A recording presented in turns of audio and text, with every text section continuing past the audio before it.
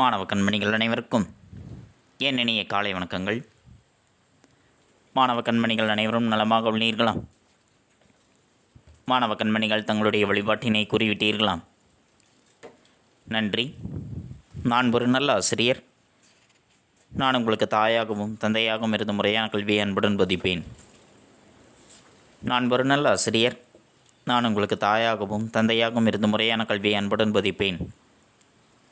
நான் ஒரு நல்ல ஆசிரியர். நான் உங்களுக்கு தாயாகவும் தந்தையாகவும் இருந்து முறையான கல்வியை அன்புடன் போதிப்பேன். அனைவருக்கும் என் இனிய காலை வணக்கங்கள். மாணவ கண்மணிகளே, நாம் நேற்று பார்த்த பாடப்பகுதியானது இயற்கை வேளாண்மை என்பதை பற்றி பார்த்தோம். மனித உயிர்கள் வாழ்வதற்கு அடிப்படையாக விளங்குவது வேளாண்மை. அதனால்தான் உழவு உலகிற்கு அச்சாணி என்று வள்ளுவரும், உழவுக்கும் தொழிலுக்கும் வந்தனை செய்வோம் என்று பாரதியாரும் போற்றுகின்றார்கள். இயற்கையிலிருந்து விலகி மண்ணுக்கும் மண்ணில் வாழுகின்ற உயிர்களுக்கும் ஒரு விளைவிக்கின்ற அந்த நிலை மாறவும் இயற்கை வேளாண்மை புதுப்பொழிவு பெறுவதற்கும் வலியுறுத்துவதுதான் நாம் காணுகின்ற இந்த உரையாடலானது.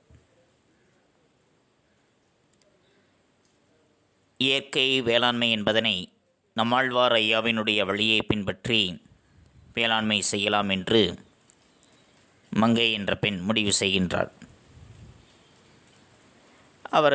அவருடைய சித்தப்பா சொக்கலிங்கம் என்பவர் அவருடைய தோட்டத்தில் பனைமரங்களை நட்டு வைத்திருக்கின்றார். பனைமரம்தான் நம்முடைய நாட்டினுடைய மாநில மரம். பனங்கொட்டையை 3 அடி இடைவெளி விட்டு நட்டு வைத்திருக்கின்றார். கிட்டத்தட்ட 4 ஆண்டுகள் ஆகிவிட்டது. இன்னும் 7 ஆண்டுகளில் நல்ல பலனை தரும். பனைமரம் என்பது ஏழைகளினுடைய கற்பக விருட்சம் என்று சொல்லப்படுகின்றது. சிறந்த காற்று தடுப்பான், ஆழத்தில் நீர்மட்டம் குறையாமல் நீரை சேமித்து வைக்கின்ற தன்மையுடையது. இதனால் நிலத்தடி நீர்மட்டம் என்பது குறையாது. பனைமரம் வளர வளர பெரிய அளவுக்கு தண்ணீர் என்பது அதற்கு தேவையில்லை. 7 ஆண்டுகளில் நன்கு காய்க்கத் தொடங்கிவிடும். நுங்கு, பதநீர் மட்டுமல்லாது அவற்றிலிருந்து கருப்பட்டி, பனங்கற்கண்டு என்று மதிப்புக்கூட்டு பொருள்களை உருவாக்கலாம். பனைமரத்திலிருந்து கிடைக்கக்கூடிய பதநீரிலிருந்து பனங்கற்கண்டு, கருப்பட்டி போன்றவற்றை தயாரித்து விற்பதன் மூலம் அதிக வருவாயானது கிடைக்கின்றது. ஒரு பொருளை மேம்படுத்தப்பட்ட மாற்று பொருளாக மாற்றுவதைத்தான் மதிப்புக்கூட்டு பொருள் என்று அழைக்கின்றார்கள். அவர் மதுரையில் வேலை செய்த பொழுது உரம், பூச்சிக்கொல்லி என்று செயற்கை உரங்களை பயன்படுத்தி மண்ணை நஞ்சாக்கி இருக்கின்றார்கள். அதற்கு இவர் வேளாண்மை செய்ய ஆரம்பித்த பொழுது முதல் வேலை நிலத்தை சரி செய்வது. அதற்கு அறுவடை முடிந்த பிறகு வைக்கோல்களை சமமாக பரப்பி மடியச் செய்து மறுபருவம் வந்தவுடன் நிலத்தில் நீரை தேக்கி உழவு செய்தார். வைக்கோல் என்பது பார்ப்பதற்கு மென்மையானதாகவும் லேசானதாகவும் இருக்கும். ஆனால் அந்த வைக்கோலினுடைய உண்மையான மதிப்பை மக்கள் அறிந்து கொண்டார்கள் என்றால் இந்த உலகமே ஒரு முறை குலுங்கும். அந்தளவிற்கு அதிகப்படியான மதிப்பு அதற்கு இருக்கின்றது. நிலத்தில் வைக்கோலை பரப்புவது, உரச்செடிகளை வளர்ப்பது, நிலத்தில் இருந்து கிடைக்கும் குப்பை, குளம், செடி செத்தைகள் ஆகியவற்றை நிலத்திற்கே கொடுப்பது என்ற செயல்கள் மூலமாக நெற்பயிரும் மாரிகால பயிரும் வளர்வதற்கான வளத்தை இந்த பூமிக்கு அளிக்கின்றன என்பதை பற்றித்தான் நேற்றைய பாடப்பகுதியில் நாம் கண்டுணர்ந்தோம். இன்று நாம் காண்பது அதனுடைய தொடர்ச்சியாக ஒற்றை வைக்கோல் புரட்சி, 5 வேளாண்மை மந்திரம், தொழு உரம், மழைநீர் சேகரிப்பு, இயற்கை உரங்களை பயன்படுத்துதல் போன்ற தலைப்புகளில் பற்றி இன்று நாம் காண இருக்கின்றோம். பாடப்பகுதிக்குள் செல்லலாமா மாணவர்களே? தங்களுடைய பாடப்புத்தகத்தில் பக்கம் எண் 29 எடுத்துக்கொள்ளுங்கள். எடுத்துக்கொண்டீர்களா? நன்றி. ஏழைகளின் கற்பக விருட்சம் என்று அழைக்கப்படும் மரம் ஏது? பனைமரம். ஒரு பனைமரம் எத்தனை ஆண்டுகளில் பலன் தரும்? 11 ஆண்டுகளில் பலன் தரும். உழவுக்கும் தொழிலுக்கும் வந்தனை செய்வோம் என்று கூறியவர் யார்? பாரதியார். மதிப்புக்கூட்டுப் பொருள் என்பது யாது? ஒரு பொருளை மேம்படுத்தப்பட்ட மாற்றுப் பொருள்களாக மாற்றுவதை மதிப்புக்கூட்டுப் பொருள்கள் என்று அழைக்கின்றார்கள். நன்றி. வைக்கோலின் மகத்துவம் பற்றி இந்தளவிற்கு தெரிந்து வைத்திருப்பது என்பது மகிழ்ச்சியாக இருக்கின்றது என்று சொக்கலிங்கம் கூறுகின்றார். வைக்கோல் பற்றி மிகச்சிறந்த ஒரு ஆய்வினை செய்தவர்தான் ஜப்பான் நாட்டினுடைய அறிஞர் மசானபு புகுகோ என்பவர்.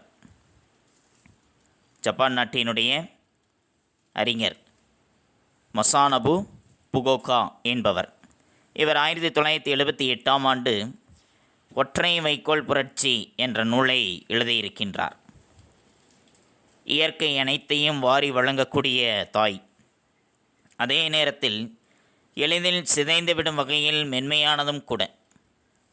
இயற்கை என்பது நமக்கு அனைத்தையுமே, எல்லா விதமான பொருள்களையும் வாரி வழங்கக்கூடிய ஒரு தாயை போன்றது. அதே சமயத்தில் மிக எளிதாக சிதைந்து விடக்கூடிய வகையில் மிகவும் மென்மையானதாகவும் இருப்பதும் இயற்கைதான்.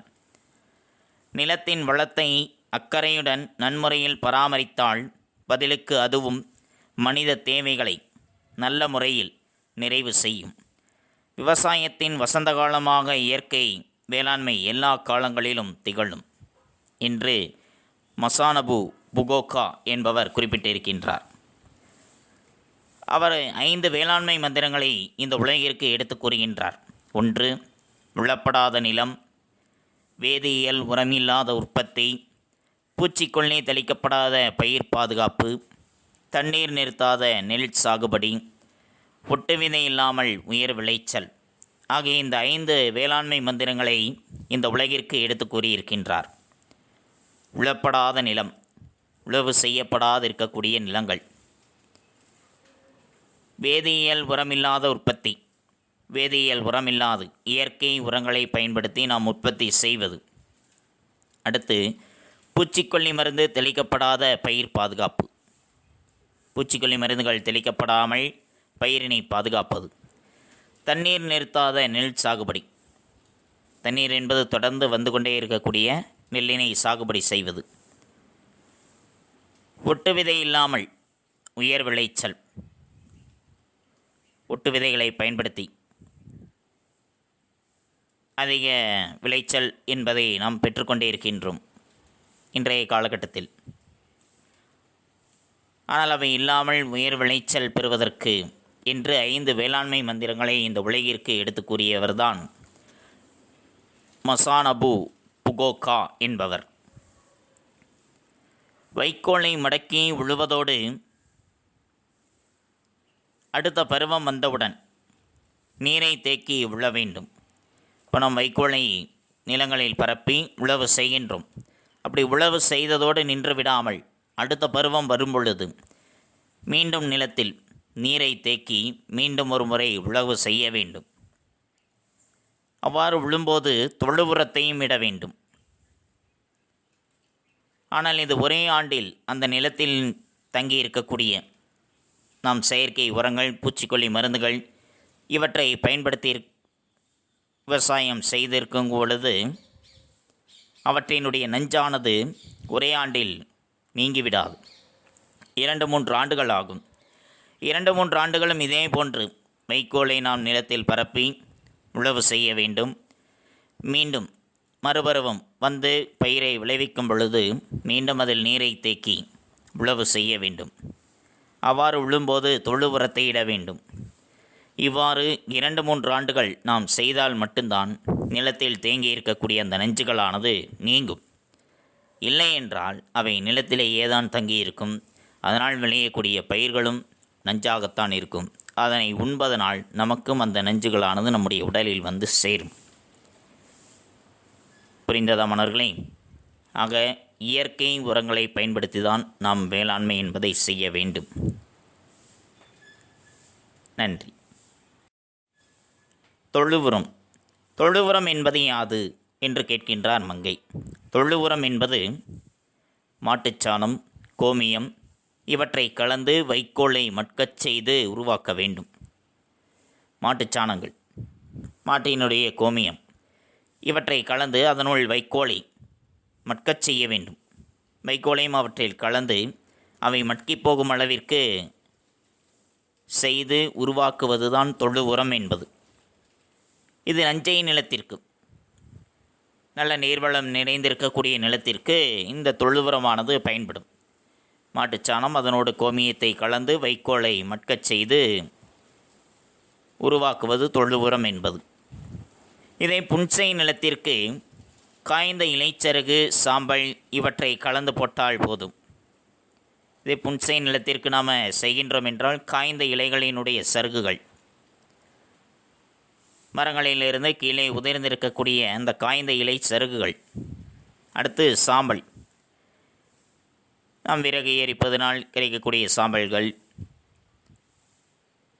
அல்லது அந்த இலை சருகுகளை எரிப்பதன் மூலமாக கிடைக்கக்கூடிய சாம்பல், இவற்றை கலந்து புன்சை நிலத்தில் நாம் போட்டோம் என்றாலே போதும். அவைதான் அவற்றிற்கு நல்ல உரங்களாக கிடைக்கும்.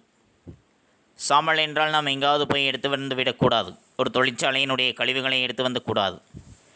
ஆடு மாடு அந்த கால்நடைகளினுடைய சாணம், விறகுகள் அவற்றை எரிப்பதனால் கிடைக்கக்கூடிய சாம்பல், இவற்றை மட்டும்தான் நாம் பயன்படுத்த வேண்டும். தொழிற்சாலை கழிவுகள் அவற்றினுடைய சாம்பல் கொண்டு வந்து நாம் போட்டு விடலாம் என்று அவற்றை எடுத்து வந்து போடக்கூடாது. ஆடு மாடு முதலிய கால்நடைகளினுடைய சாணத்தை எரிப்பதனால் கிடைக்கக்கூடிய சாம்பல் மட்டும்தான் அதற்கு பயன்படுத்த வேண்டும். இதற்கு புன்சை நிலத்திற்கு. நன்சை நிலத்திற்கு மாட்டுச்சாணம், கோமியம் இவற்றோடு வைக்கோலை கலந்து மட்கச் செய்ய வேண்டும். புன்சை நிலத்திற்கு காய்ந்த இலை செருகுகள், ஆடு மாடு முதலிய கால்நடைகளினுடைய சாணத்தை எரிப்பதனால் கிடைக்கக்கூடிய சாம்பல் இவற்றை வைத்து நாம் உரமாக பயன்படுத்தலாம். இவர்கள் இருவருமே பேசியபடி அவர்களுடைய நிலத்தில் ஒரு சரிவான பகுதிக்கு வருகின்றார்கள். அங்கே ஒரு குளமானது அமைக்கப்பட்டு இருக்கின்றது. அதனை பார்த்து மங்கை கேட்கின்றார், முன்பு உங்களுடைய நிலத்தில் இப்படி ஒரு குளம் இல்லையே என்று கேட்டதற்கு சொக்கலிங்கம் சொல்கின்றார், ஆமாம், இந்த குளம்தான் இந்த பண்ணைக்கு, இந்த மருதம் பண்ணைக்கே வளத்தை தருகின்றது. பழைய கிணத்தில் ஏற்கனவே இருந்த நம்முடைய நிலத்தில் இருந்த அந்த கிணற்றில் தண்ணீர் அதிகம் இறங்கிவிட்டது. மிகுந்த ஆழத்திற்கு தண்ணீர் சென்று விட்டது. நான் இங்கே வந்து இயற்கை வேளாண்மை செய்ய வேண்டும் என்று நினைத்த பொழுது முதல் வேலை என்னுடைய நிலத்தில் இருக்கக்கூடிய நச்சுத்தன்மையை நீக்கியது. அவற்றை தொழு உரத்தை பயன்படுத்தி, வைக்கோலை பயன்படுத்தி நீக்கிவிட்டேன். அடுத்த வேலை நீர் வளத்தை அதிகப்படுத்த வேண்டும் என்று நினைத்தேன். அப்படியா, சரி, எத்தனை அடி ஆழத்தில் தண்ணீர் வந்தது? பழைய குளத்தை ஆழமாக்கினீர்களா அல்லது புதிதாக வெட்டினீர்களா என்று மங்கை கேட்கின்றார். அந்த தவறை நான் செய்யவில்லை. சிறு சிறிதாக வாய்க்கால்களை வெட்டினேன். பழைய கிணத்தை சுற்றிலும் சிறு சிறு மரக்கன்றுகளை நட்டு வைத்தேன். நான் செய்த நல்ல நேரம், நன்றாக மழை பொய்தது. வாய்க்கால்கள் மூலமாக வந்த தண்ணீர் இந்த குளத்தில் வந்து தேங்கியது. தண்ணீரே இல்லாமல் இருந்த அந்த பழைய கிணற்றிலும் நிலத்தடி நீர்மட்டம் என்பது நன்றாக உயர்ந்து விட்டது. மிகவும் சிறிய அளவு வாய்க்கால்களை வெட்டி மேட்டில் இருக்கக்கூடிய தண்ணீரானது இங்கு பள்ளத்திற்கு வந்து சேருமாறு நான் செய்தேன். அதை ஒன்று பழைய கிணத்தை சுற்றிலும் மரக்கன்றுகளை நட்டு வைத்தேன். அதனால் நல்ல மழை பெய்து வாய்க்கால்கள் மூலமாக தண்ணீர் வந்து இந்த குளத்தில் தேங்கியது. என்னுடைய பழைய கிணற்றிலும் நிலத்தடி நீர்மட்டம் என்பது வெகுவாக உயர்ந்து விட்டது என்று சொல்கின்றார். இவ்வாறு தான் என்னுடைய நிலத்தில் நான் நீர்வளத்தை அதிகப்படுத்தினேன் என்று குறிப்பிடுகின்றார்.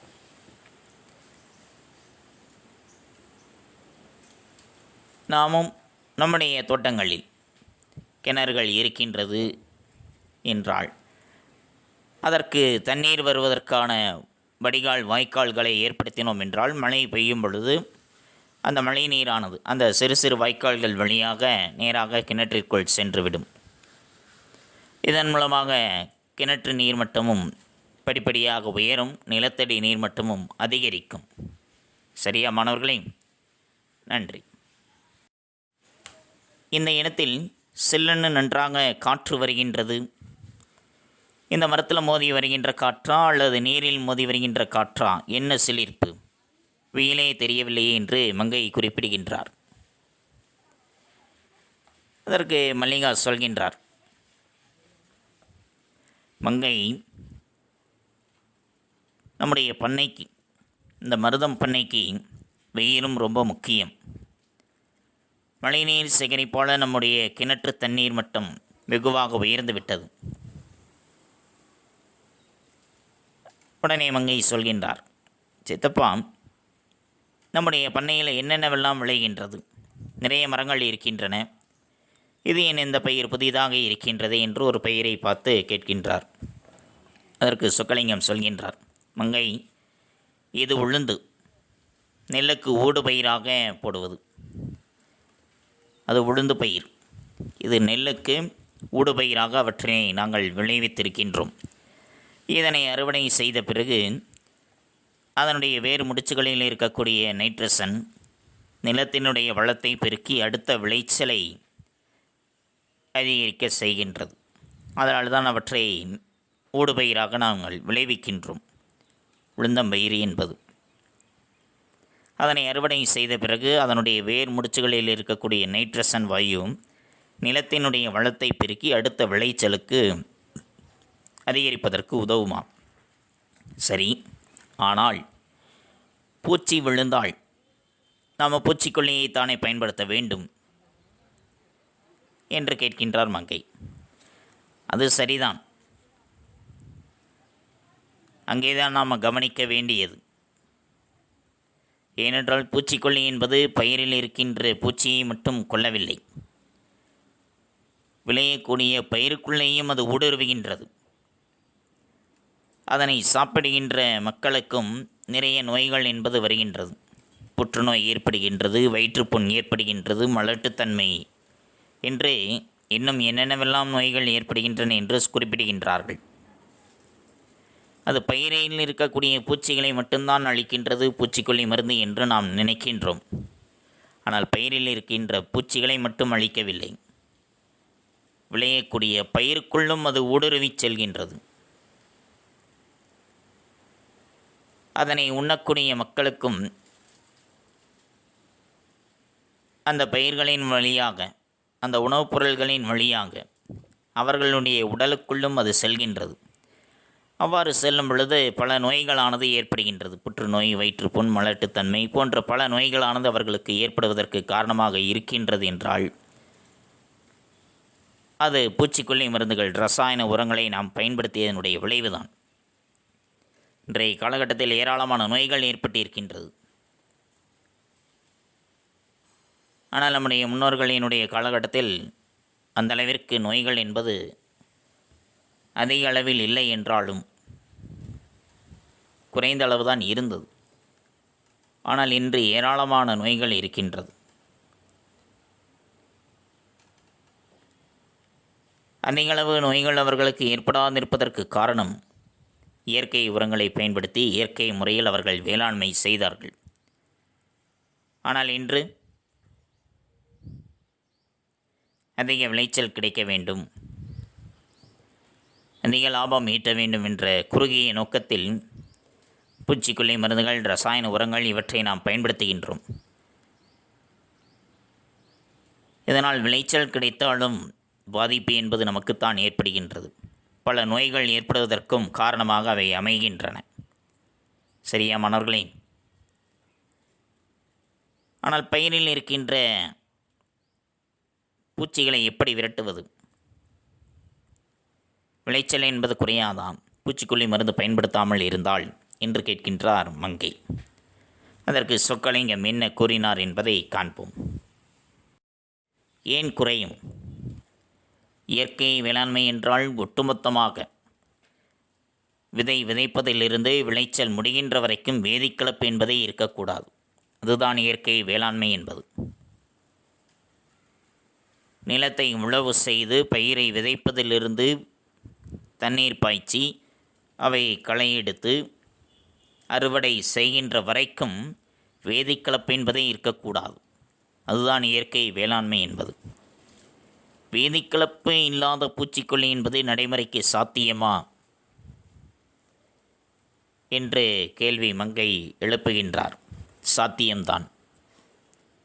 நம்முடைய முன்னோர்கள் எந்த வேதியியல் பூச்சிக்கொல்லியை பயன்படுத்தினார்கள் சொல்லுங்கள்?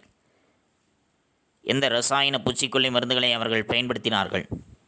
வேப்பங்கொட்டை, நொச்சி இலை, புங்கன் இலை, பிரண்டை, கற்றாழை இவை அனைத்தையும் நன்றாக இடித்து அவற்றை கோமியத்தில் ஊற வைத்து அதை தெளித்தால் போதும், எந்த பூச்சிகளும் நெருங்காது பயிர்களை.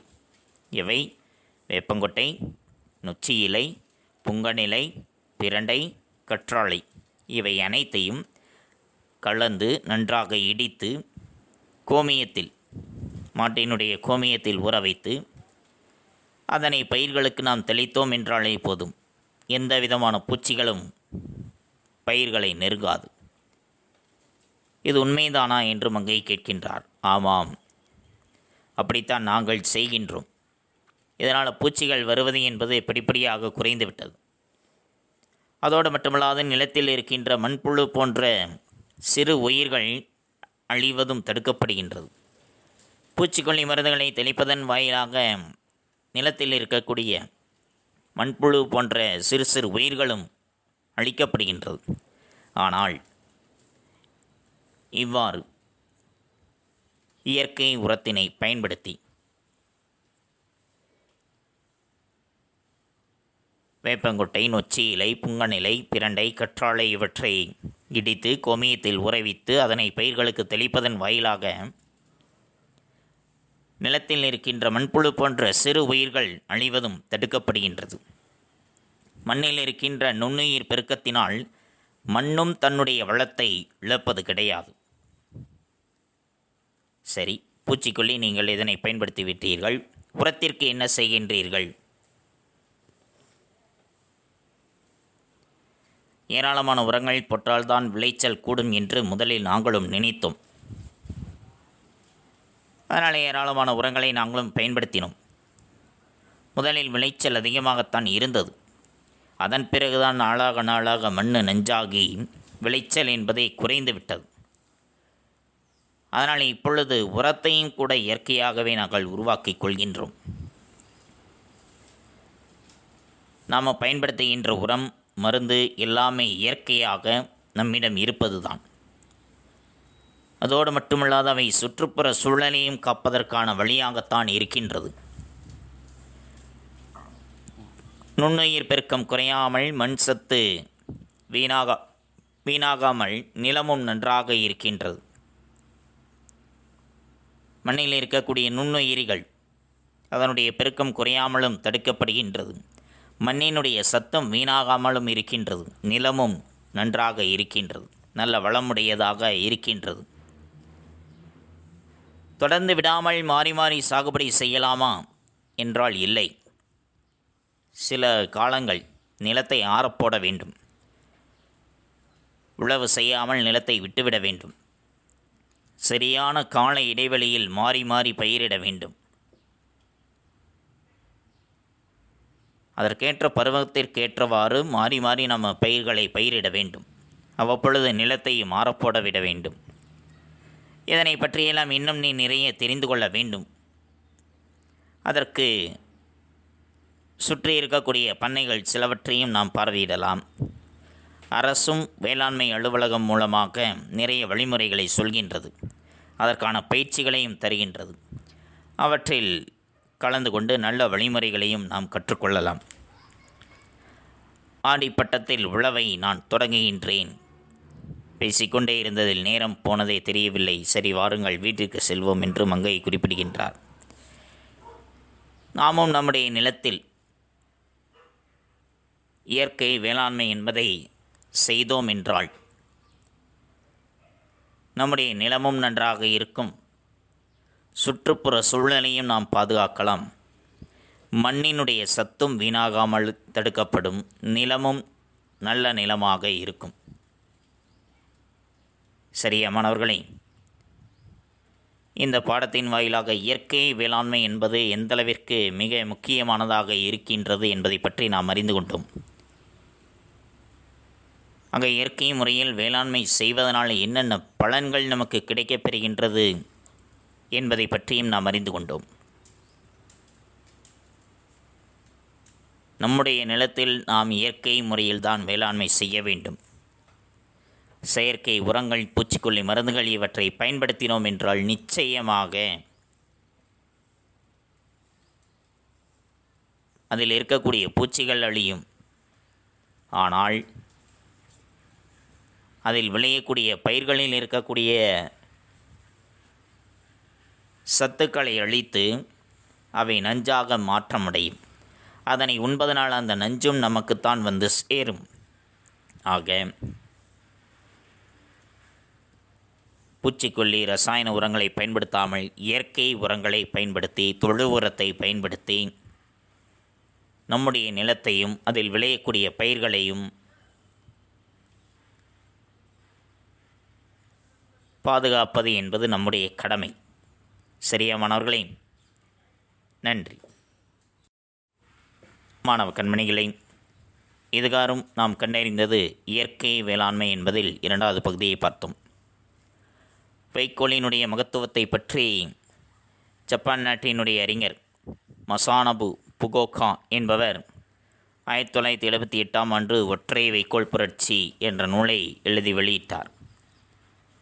உழப்படாத நிலம், வேதியியல் உரம் இல்லாத உற்பத்தி, பூச்சிக்கொல்லி தெளிக்கப்படாத பயிர் பாதுகாப்பு, தண்ணீர் நிறுத்தாத நெல் சாகுபடி, ஒட்டு விதை இல்லாமல் உயர் விளைச்சல் ஆகிய 5 வேளாண்மை மந்திரங்களை இந்த உலகிற்கு எடுத்து கூறியவர். தொழு உரம் என்பது மாட்டுச்சாணம், கோமியம் ஆகியவற்றை கலந்து வைக்கோலை மட்கச் செய்து உருவாக்குவது. புன்சை நிலத்திற்கு காய்ந்த இலைச்சருகு, சாம்பல் இவற்றை கலந்து நாம் பயன்படுத்த வேண்டும்.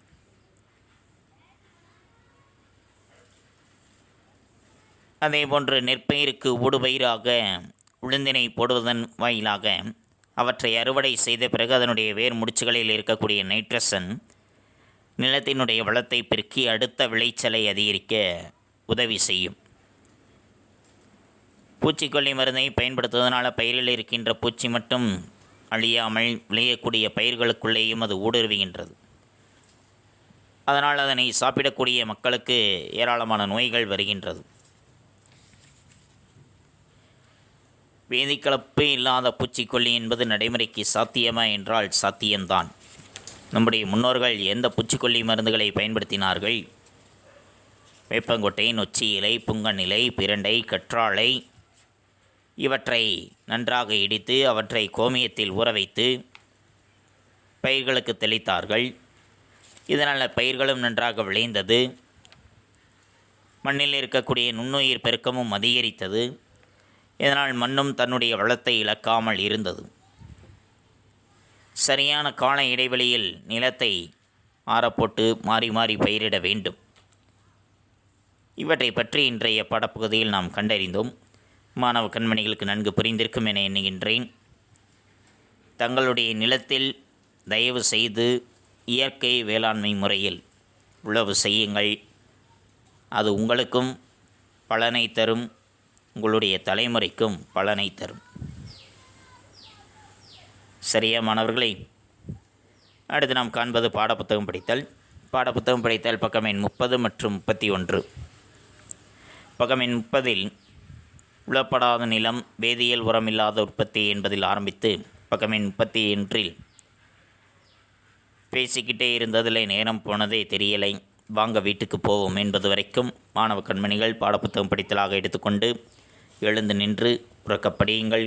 தங்களுடைய படித்தல் பயிற்சியினை சற்று மேம்படுத்திக் கொள்ளுங்கள். அடுத்து நாம் காண்பது வீட்டுப்பாடம். வீட்டுப்பாடம் பக்கம் எண் 52. பக்கம் எண் 52இல் சிறுவினா, வேதிக்கலப்பில்லாத பூச்சிக்கொல்லி நடைமுறைக்கு சாத்தியமா நும் கருத்தை எழுதுக என்பது. அதற்குரிய விடையானது தங்களுடைய கோனார் தமிழ் உரையில் பக்கம் எண் 24இல் இடம்பெற்றுள்ளது. வேதி கலப்பில்லாத பூச்சிக்கொல்லி நடைமுறைக்கு சாத்தியமா? நும் கருத்தை எழுதுக. இயற்கையில் கிட்டும் பொருள்கள்.